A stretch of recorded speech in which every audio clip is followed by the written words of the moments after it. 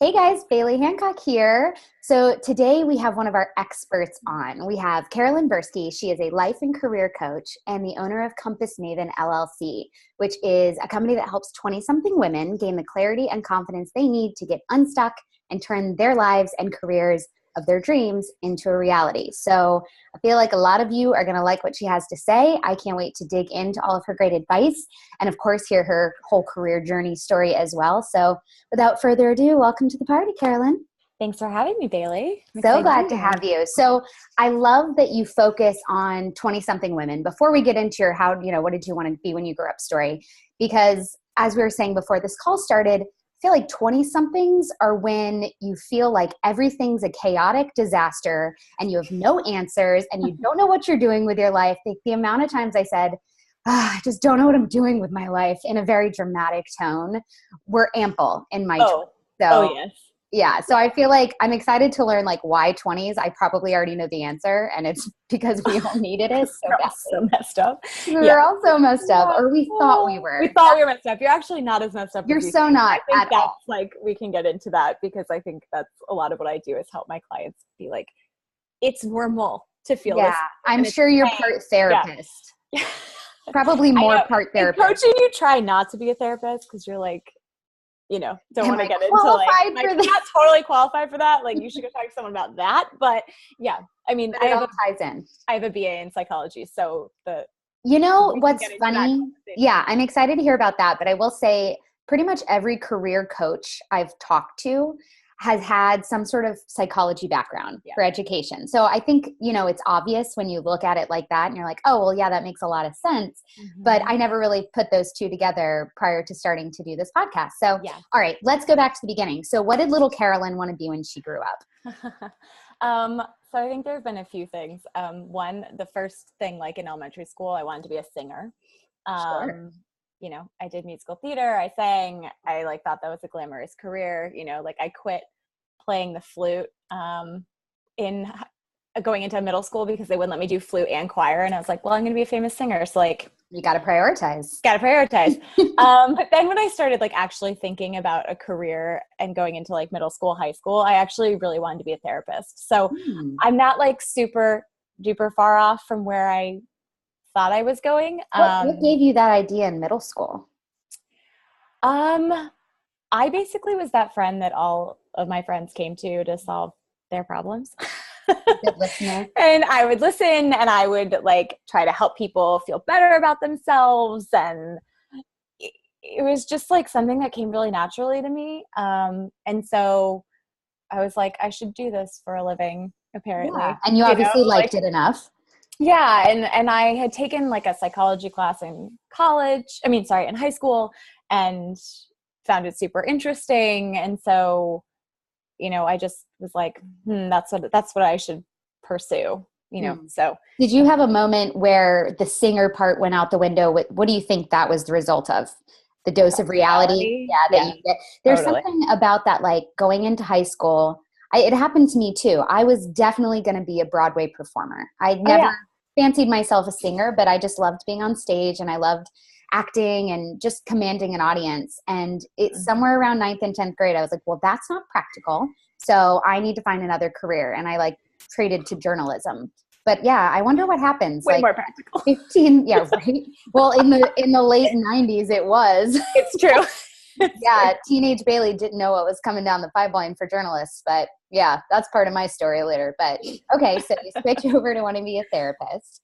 Yeah. And day one of college, you go to sign up for classes in person sort of situation. And I ran to the psychology booth and was like, I have to be in Psych 101, this moment. Very eager. You're turbo. Okay. So I basically, that set me on a whole, my 4 years of college. I went to Middlebury College in Vermont and, I took tons of psychology classes. I loved it. I found it so interesting. And then I started to kind of build my resume around that, thinking that ultimately I'd go to grad school, get a master's, do the whole, being a therapist thing. And I worked in a psychiatric hospital for 2 summers and was not doing that. It was, it was tough. It was really tough. And I think it was part of me ultimately realizing that that wasn't the route I wanted to go. Of course, I realized this like the last semester of college. And That's usually when people finally focused. Yeah, I'd been super focused on the psychology route. And then I was like, I'm a pretty emotional person. I don't know if I can deal with like severe mental health issues. You know, I know I don't want to be in a locked psych ward situation. I think like that takes a very specific kind of person and like praise them because that's incredible that you can do that. I couldn't do it. And so, and then, you know, I needed at least a master's to do anything therapy related. And I was really burnt out on school. I'd worked my butt off and I was just like, I want to be an adult. I want to make money. I want to have some freedom, not do homework, all of that stuff. And so then I kind of came to this place of like, well, now what the hell do I do? Yeah. Because this is my focus, right? And so simultaneously, a lot of people in my life, including my parents, had been telling me, you know, you should really go into sales. You have the personality for it. You'd be really good at it and all of that. And so here I am facing graduation. I'm like, sure, I guess I'll try that. Like, yeah. What else am I going to do? You know, that's good that you were able to mentally make that switch, because I hear a lot of people say, especially recent college grads saying, well, I realized towards the end that I didn't actually want to do this anymore, but it was too late. I had already spent too much time learning about it, going to school. And it's like, that's such a ridiculous thing to say. But when you're that age, you can't imagine starting over, even though you never start over. So that's good that you were able to be like, I'm going to try something else for now. Yeah. And I had like a folder in my Gmail about like grad school programs sort of thing. And, you know, my plan was like, okay, I heard about the Harvard like accelerated 1-year master's in ed program. And I was like, okay, I think that might be what I want to do when I moved to New York for a couple of years, was ready to leave, want to be in Boston. I was like, that's what I'll do when I move to Boston, sort of situation. And I just kept going on along the sales path, and I was really good at it. Like everyone had said, I was a super high performer. I was making amazing money. What were you selling? I was, so I started in ad sales at HGTV and DIY. So I was on the network side of things in the Rock Center area in New York. And then I moved into more startup world, also under the Food Network in the same umbrella of an company, selling to restaurants. And then when I moved up to Boston, I moved into the tech sales space, B2B tech sales. So I was selling data and then email solutions for sales teams. So I had like an iteration of jobs. And so I worked for like 4 companies within almost 6 years. I mean, let's just say I was really trying to figure out what the hell I wanted. That's good, though, that you were brave enough to bounce around. I think job hoppers get a bad rap, but I personally think it means they're curious, they're unwilling to settle, and they're brave. Because it sucks to have to keep getting new jobs. Like, it's not easy and it's not fun. But if you're on a personal quest to find something that you can stay with for a while, you got to try a bunch of different stuff. Yeah, absolutely. And I have clients come to me all the time being like, well, I don't feel like I can leave before this date because then I'll be seen as a job hopper. I won't have been there long enough on my resume. And I'm like, it's all about the story you tell. Yes. And explaining to people why, right? Okay, if you're just saying, I just keep leaving jobs because I get bored. Yeah, that's not the right story to tell. That's not the right story, right? But you could say, I realized that this was not the right path, that this had a really big interest for me instead. And, you know, I'm doing the company a disservice if I'm like faking it this whole time, and I'm doing myself a disservice, and I'd rather grow with your organization and what, you know, however you want to spin it. But I'm also a very pro networking to get a job versus just simply throwing your resume onto some email, onto some online, monster.com or indeed.com form. And so if you do have the quote unquote job hoppy-ish looking resume, it's way easier to have a conversation about that with someone who's vouching for you and saying you should look at this resume than if you do it online. I love this conversation because a lot of people come to me and they have the desire to try a bunch of different stuff, or career experiment, if you will. And yet they have the fear that if they do it too much or too often, they'll be labeled as a job hopper or flaky and nobody will hire them. So talk a little bit more about that. So the people that come to you that are, maybe they've got a sort of a fun little choose your own adventure looking resume, right? Where it's a little of this and it's a little of that, and it's maybe all less than 2 years. How do you work with somebody like that to craft that narrative so that they don't appear flaky, they appear like they are curious and they are a good fit for any company? Yeah, I think a lot of it is you have to get solid on your own whys before you start explaining it to other people. So I do a lot of asking them about, okay, like, well, why did this happen? What were the moves? What are the learning experiences you got from each of those jobs, and making those sorts of that transition piece too, right? Like, what did you learn in making that move that actually is something valuable to then talk to about this company, right? So I try to help them get clear on like, okay, well, why did I do this in the first place? Mm-hmm. What was actually the value of it, the value of me going somewhere new, and like getting them to believe that it's okay themselves to have done this and not feel ashamed about it. Because I think if you're feeling uncomfortable and not confident, that comes off totally when you're interviewing. Yeah, so if you're not buying what you're selling, the story. Yeah, exactly. To. So that's a lot of what I do. It's like, okay, let's just own it. Yeah. And address the issue head on if you are worried about someone asking you about it. So do you, like, say there's not the situation where they're getting to explain in person about their hopping, do you recommend putting that sort of thing in a cover letter, like addressing it head on when you first apply, or is there a better time to do that? That's a really good question. I mean, I'm with you with the value of getting in from somebody that you know. Yeah, but when you can't do it that way, I definitely think addressing it in a cover letter isn't a bad idea, right? Because you want to make sure that the person seeing your resume understands why you're and your cover letter, why you're super interested in that current position versus I'm just desperate for a job, so I'm going to apply to something that like does not apply to what I was doing before, or I keep moving around. So yeah, I don't think it hurts. But it's about crafting that narrative. Yeah, it's crafting the narrative in the right way that people are going to say, oh, okay, I'm willing to hear more from you versus, they're probably going to leave me in a year. Right. Go ahead. Sorry. Oh, no, go ahead. I was going to say, because I moved around a decent amount, but that wasn't ever my intention, right? I didn't go to each company thinking, I'm going to leave here in a year. Like, that's a different type of person that's going to do that, right? I was going and thinking, I want to be here for a long time. And then each time I kept being really unhappy. And I couldn't figure out what it was. And I was wondering, am I compromising on location and culture or product or whatever? Will this other company solve that problem for me? And it took all of those different steps for me to realize, actually, no, it wasn't all of those things. And it's a good thing I tried all of those things, but really it was sales in the end. It was just not what I wanted to do.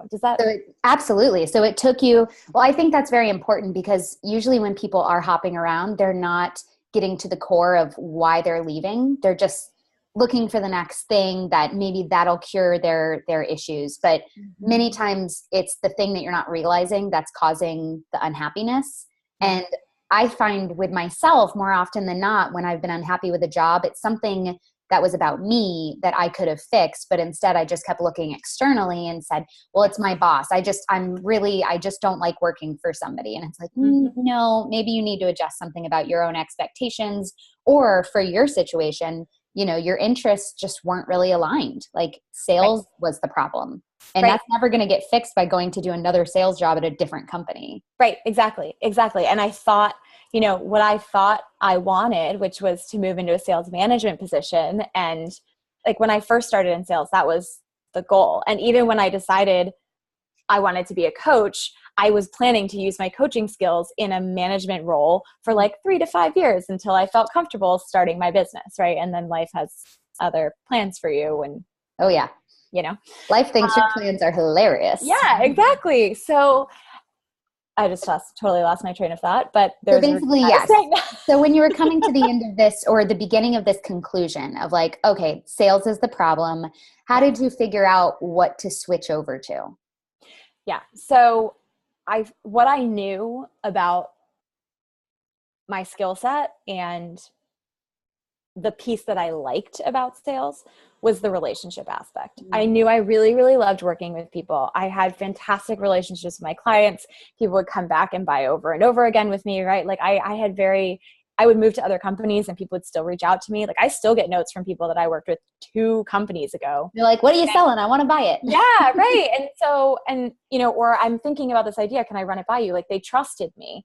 And so I knew that was the core of what I wanted to do. And then I looked back at why did I want to be a therapist piece? Well, I really wanted to help people, right? I know that may sound so cliche, but it's true that it's like the core of who I am, right? Yeah. And so how do I find something that aligns with that? And that I struggled with for a long time. I knew this and I couldn't get any further than that piece. And I kept saying to my boss, like, I'm really unhappy trying to explain it. I think I want to be a manager, but there wasn't really an opening for me. And then it was like, okay, what if you move into account management? There was different, but it wasn't totally solving the problem. And honestly, the way I figured out about the coaching thing is I took a webinar led by a life coach one day. I can't totally remember the title. It was some really fluffy thing. And I latched on. And all of a sudden I was like, what is this? What is coaching? And I was like, I have to learn more about this. Oh my God. And as I did, like, this sounds so much like what I want to do. Like, this is all of those things that I've been missing, but it's working with people who know they want to do something great. They know they want to put the work in. They want to be there. They want to show up and talk to you and not dealing with the like severe mental illness side of things that I just knew I couldn't handle. Right. But I knew I could handle helping people get where they want to go. And so that's kind of how I like realized that coaching was what I wanted, was through a webinar of all You things. discovered it as somebody else doing it. I think that's so important because a lot of times people don't realize what's out there until they stumble across it. And then they're like, wait a minute, this is a job? Yeah. How come nobody told me this? Yeah, exactly. And then it was like, okay, well, how do I make that happen? So, okay, that's what I'm excited to hear about, because obviously the whole principle of the one-year career is making big moves with small steps. So when you identified your big move, how did you start to make those small steps, or even identify what they were? Because usually I feel like you have to figure out what you need to learn. So do you need to go back to school? Do you need to get a certificate of some kind? What do you need to do? Like, what kind of experience do you need to gain? And who do you need to know or connect with to make that move happen and successful? Which goes back to your point of like, use your network to get the job that you want. Yeah, I'm an eternal networker. If I could just network for a job all Same day, girl. if someone could just pay me, I would be so happy. You know, I found that in business development and partnerships. So there's lots of ways to professionally make friends for a living. It's true. And I feel like I do it all the time now. And it's like, even as a coach, and it's so fun. So the first thing I did was I got a coach myself. I got a life coach to like make sure that I enjoyed the process. You know, I've been seeing a therapist for years and I liked that, but I knew this was different. And so I wanted to make sure before I invested any sort of program or anything like that, that I actually enjoyed it, which like right away I was like, okay, yeah, I do. That's very smart too, by the way. Like, you actually got to feel it out and go through the process, which a lot of jobs that's really hard to do in advance. So it's like, am I going to actually enjoy the day-to-day of this kind of job? Right. You know, so that's lucky that you were able to actually dive in and walk through the process before committing. Right. Yes, it's so true. It was definitely like the right move. And anytime anyone talks to me about like, I'm thinking about becoming a coach, like, what do you think I should do first? I'm like, have you worked with a coach? No, get one. Like, step one, do that first. Step one.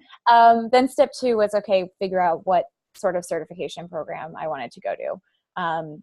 Technically, you don't need a certification to be a coach, but I also, you know, wanted the credibility, especially being young. Right. I was. How old were you at this point? 26 when I decided, 27 when I decided. Which is like slightly too young for people to take you seriously, but old enough to know what you really want and to actually have value to add. It's that weird gray zone of really weird gray zone 20s where shit's falling apart in your life, usually personally and professionally, but you're like, no, I actually have something to give here. Somebody just give me a chance. Right. Exactly. Yeah. And on paper at that point, like by all societal standards, I looked like I was killing it. Right. Like I was making great money. I had a good job. I was in a relationship. Like I just, like, things were going well. And yet deep down I was like, crying in the bathroom at work and breaking down to my parents over the phone. And anytime anyone talked to me about what I did, I'd be like, go into this long story about how I did sales, but I was really like, it's just not good. Right. And you get stuck in that. So yeah, you got a coach, went through that process, decided, okay, I need to enroll in a certification program to like, and then I wasn't like, I'm just going to jump ship from work and try to make this happen. It was very much, okay, I'll start acquiring the skill set while I'm still in sales. Right. Go from there. So, that's what I did. So I guess I was 27 when I did that. I started in, November of 2015. Yeah. November 2015 was when I, started my coaching certification program. I went to IPEC, which is the Institute for Professional Excellence in Coaching. It's a combination of in-person class as well as teleclasses and phone call stuff during the week. So I was able to do it while working full time. That's great. And you do a lot of self-evaluation and work on yourself throughout the program too. So you're like your own client in a way. Yeah, exactly. So you do get paired up with people from your in-person location to like one person to coach for 12 weeks and another person coaches you for 12 weeks. That's cool. You switch around and stuff. So you get like hands-on practice right away. And you get the practice of being the client too, what it feels like. And so I was doing so much work on myself that I realized, okay, I needed to actually change jobs while I was doing this because I just was really unhappy. And like I'd almost like gone too deep to not make a change, if you will. So I ended up switching to another company, worked in sales for them. My plan again was to hit my number, get promoted, become a manager. So at this point, you're still like, okay, I'm going to incorporate this coaching philosophy into my sales work. And so when I become a manager, I'll be great because I will have done coaching and and maybe I'll do a side business of coaching on the side, but like eventually I will start a coaching business. So you kind of felt like you needed more time before you could be legitimate enough to go out on your own. Totally. I think part of that was just age, right? I mean, it was myself at 27 and another friend of mine who's 26 and everyone else was 40 plus in our class, right? Like we were really young in comparison. And again, who are you going to coach that's that much older than you that take you seriously? I mean, friends from that program, I did coach them and like they would tell you it was a great experience and all of that. But it's like when you're trying to sell yourself to someone, that's different, right? Yeah.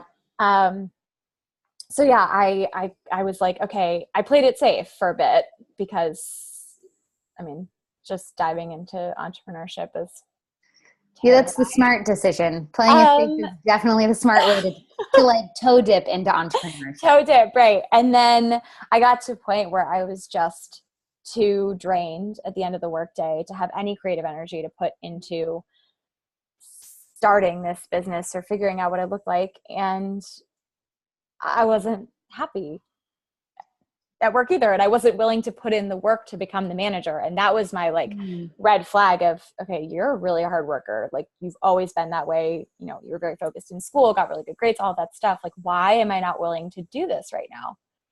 And that's when I got to the point of like, oh, because I was just telling myself that because I was too scared. So October 2016, I left my job and just went for it. So you Here pulled we the are. plug, you jumped, you made the leap, you made your big move. Did you have a couple clients going at that point, or like what was your exit strategy like? Yes and no. I had no paid clients at that point. They were all like, you know, free people I'd been working with to get my certification, that sort of thing. But yeah, I kind of just jumped and was like, okay, I'm going to take the next few months to do the creative process and like let this thing build and grow and turn it into something and put a website live and all this stuff. And then I'll find clients. I mean, I was in a very fortunate position that I'd had a very good sales career and I'd saved money. And so I had a financial. That's what I wanted to know, because absolutely. You know, I think a lot of times when people leave their job or they jump and hope the net appears, which I hate that saying because it's so dangerous. It's like, okay, that's a great refrigerator magnet and pretty awful advice. And even if you have a net, it doesn't necessarily just appear. No, it certainly it doesn't catch you You crochet that net. Yeah, as you go. Very carefully. Yeah, and like leap with without a net, fine, but have like a rope holding on to you at least. Jesus. But yeah, so okay, so you had saved money. I had saved money. Great. And so I was like, okay, I'm just gonna go for it. Yeah. So you afforded yourself a couple of months to like get things moving. Yeah. What were those couple of months like? Really exciting. I mean, I think the first week after I quit my job, I didn't set an alarm and I slept till like 11:30 every day. It was like with yourself. Oh my God, it was so nice. It was one of those like realizations of how sleep deprived I'd been for so many years.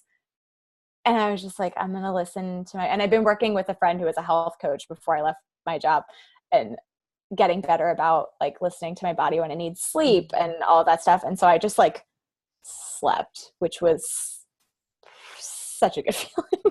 I think I probably did the same thing. I'd probably not my first week when I left my job, because that first week I was like, okay, I got to get work. I got to make this happen. And then after that, I was like, wait, I should probably take a breath, because I hadn't ever not had a day job since like, obviously since right out of college. Right. And so I was, 10-ish years at that point. So yeah, I think that first month is a strange zone to find yourself in, where you're like, I don't know if I should, like, what time I should wake up. Why am I getting up still at 7 a.m.? Is there a reason? What works? Yeah.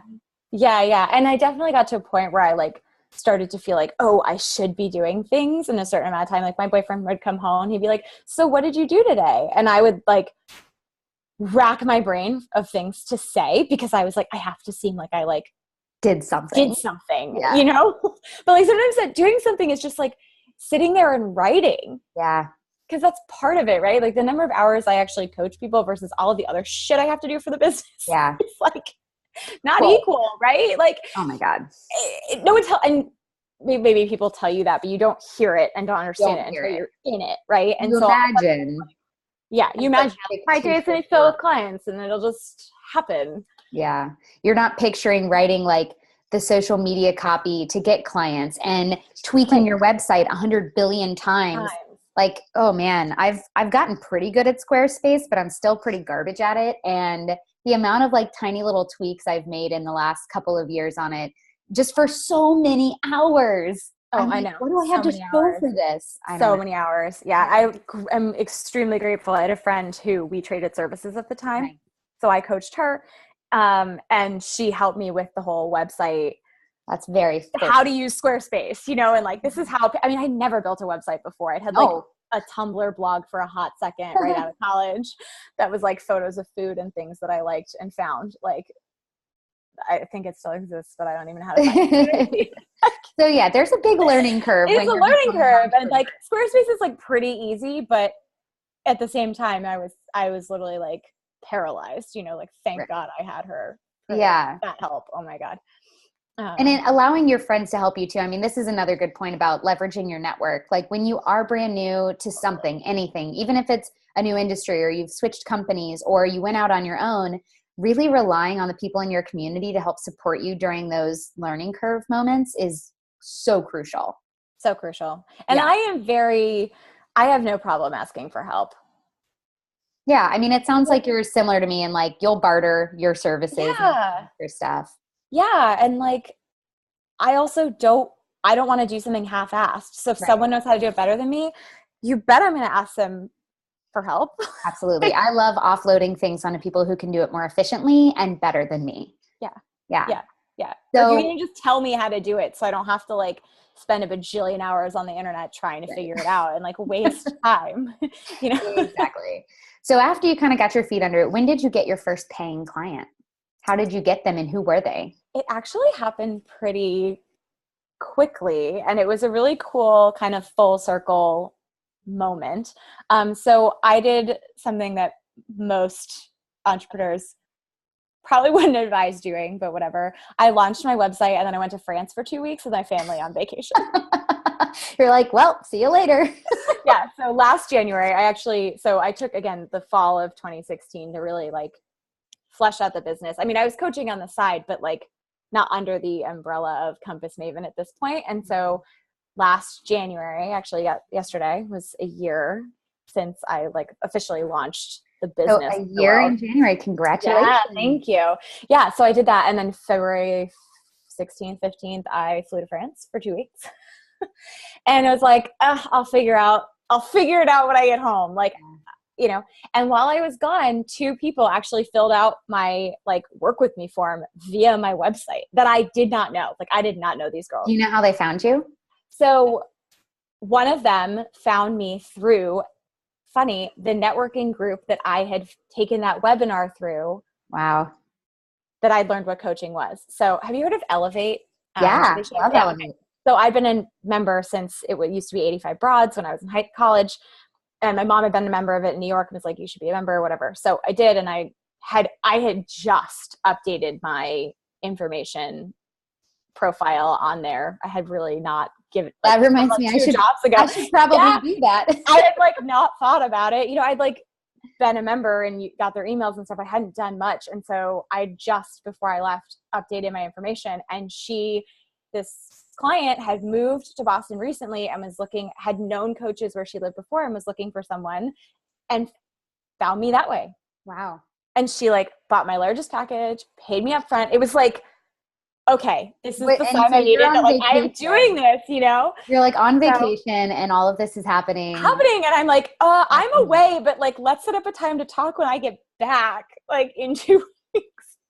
That's amazing. That's like best case scenario. It was like best case scenario. I mean, it hasn't all come that easy, obviously. And, you know, year one is a lot of starts and stops and all that. You think you're on the right track and then you're like, wait, am I doing the complete wrong thing? Yeah, exactly. So, but yeah, that's how I got my first client. It was totally That's amazing. Unexpected. But it was one of those like, okay, universe put this there to like give me that, yes, you're on the right path. Like, don't quit.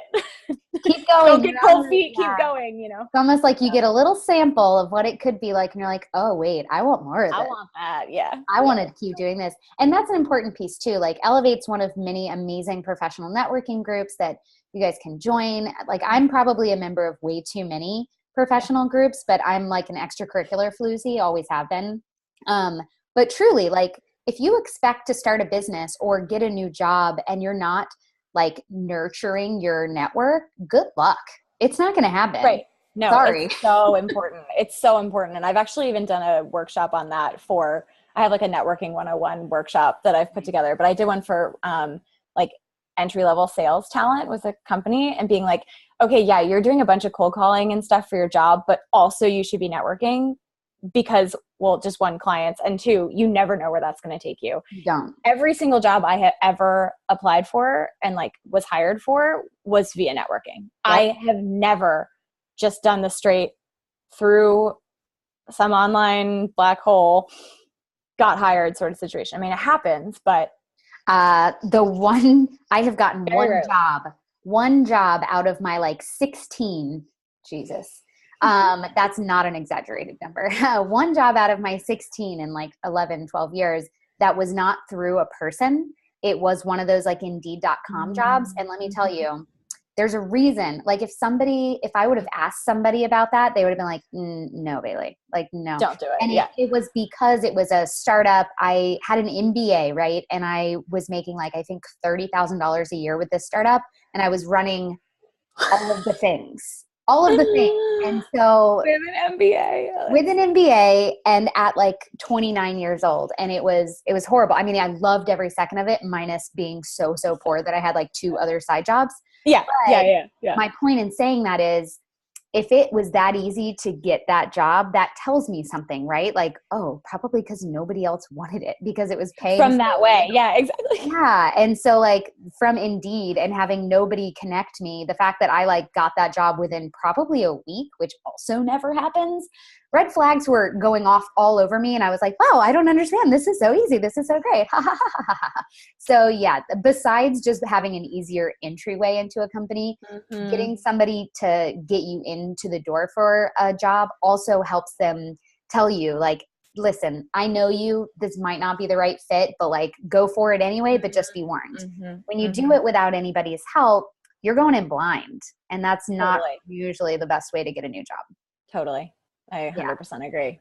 100% agree. Network. So now doesn't have to be that scary. Just do it. No, people make such a big deal out of networking. Like it's this horrible thing. Fun. I always tell people, I'm like, imagine when you go to an event, you're going to meet a future best friend, right? Like imagine that a future friend, or what do I say? A future old friend.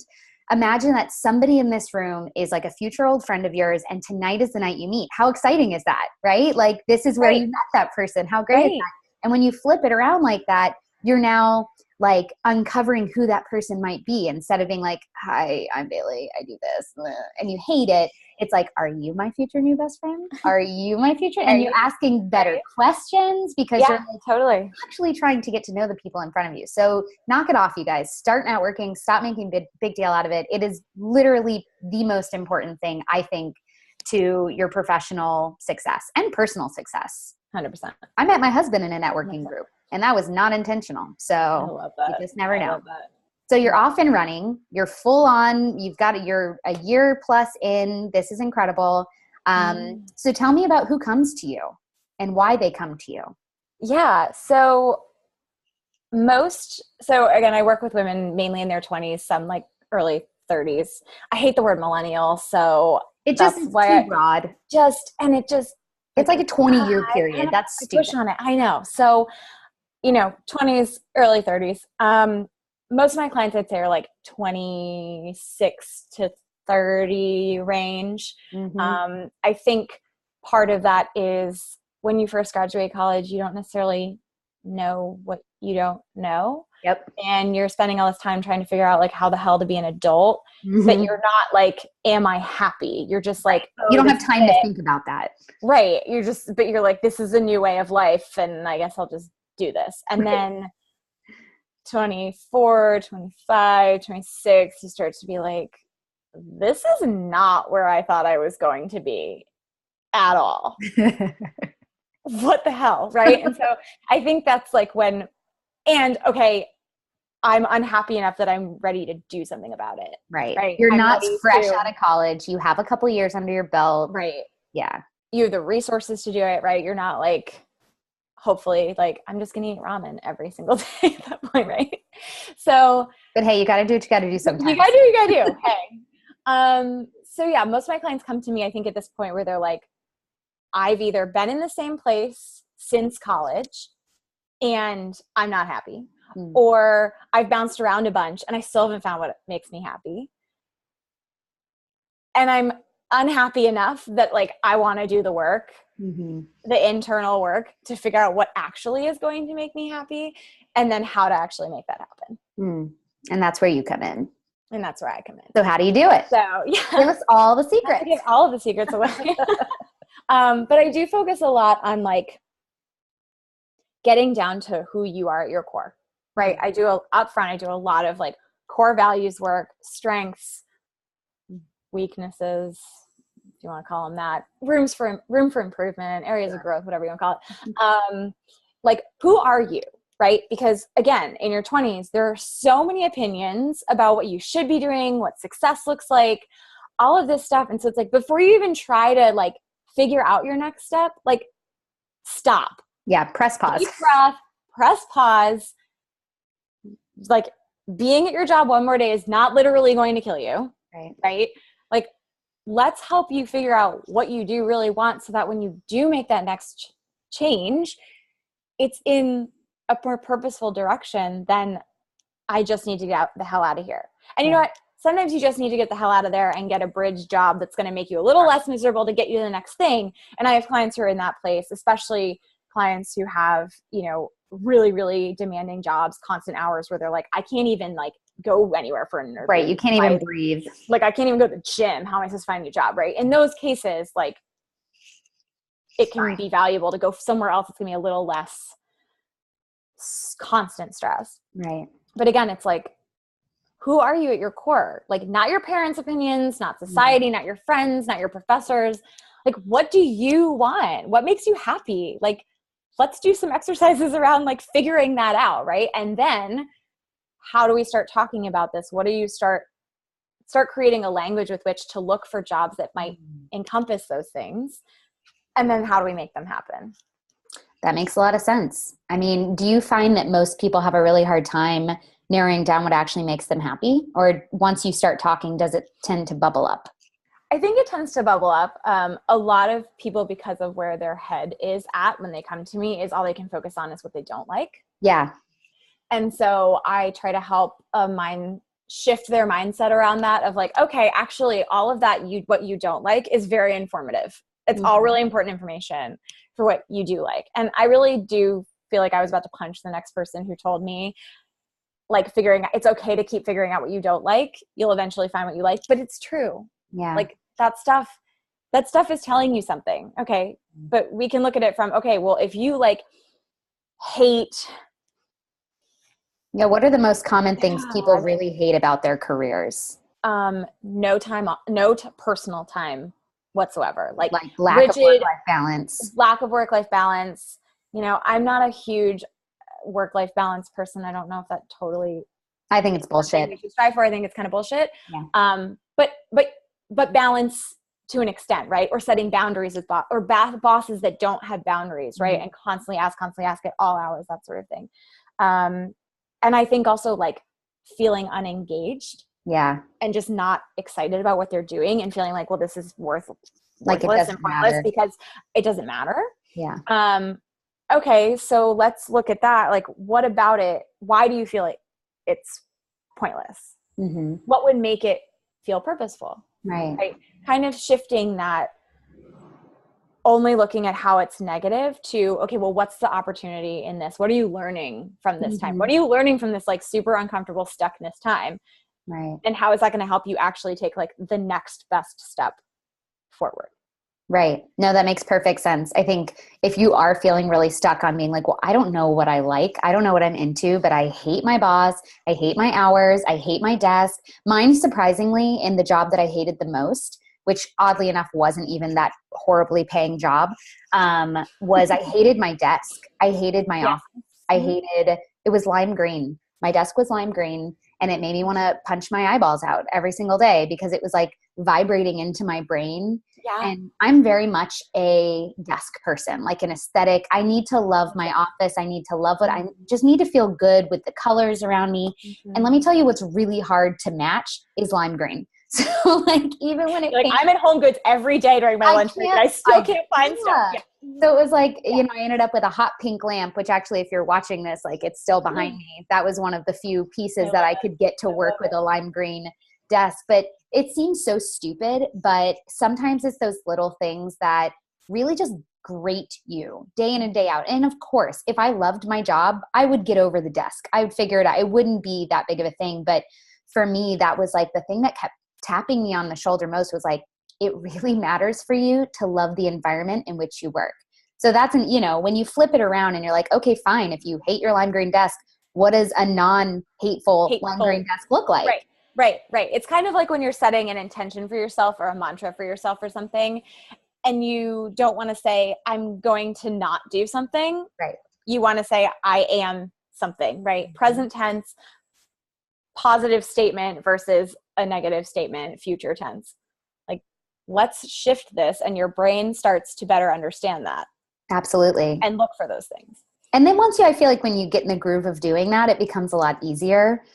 Do you find that like once you get your clients thinking in that direction, it sort of snowballs from there? Definitely. I mean, I see that in myself too, right? Same. Like in the moments where you're like, oh my God, what did I do? Why did I take this huge risk? It feels like nothing can go right? And then you're like, I'm going to focus on the positive pieces of this and what is going right. And then more of those things start to happen. Like energy attracts like energy.